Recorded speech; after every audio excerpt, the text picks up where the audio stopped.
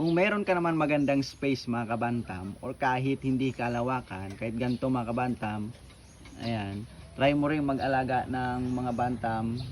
Less maintenance kasi sila kumpara sa mga manok na malalaki. Syempre, less requirement sila sa feeds dahil nga maliit mga kabantam. Pero mga kabantam, ang pag-aalaga ng manok, ito ay responsibilidad. Pwedeng mayroong maganda or pangit na epekto sa'yo. Nung una kasi akong nag-aalaga mga kabantam, ang purpose noon ay for business. Heritage chicken ang aking nilagaan, Rhode Island Red, kaso nga walang pagpaplano. And sobrang magastos mga kabantam, yung baon ko doon lang napupunta. And hindi na ako nakakalabas, kahit brief, hindi ako nakakabili, kahit makakain man lang sa labas, hindi. And syempre mga kabantam, naapektuhan yung aking sarili personally.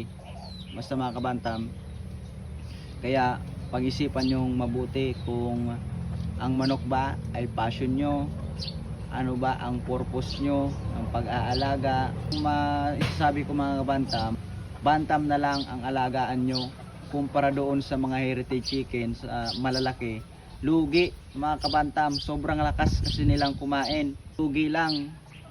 Try nyo mga kabantam i-compute, malalaman nyo mga kabantam na walang kita sa ganon.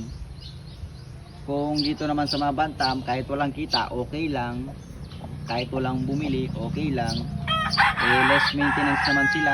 Hindi naman sila nangangailangan ng sobrang daming feeds.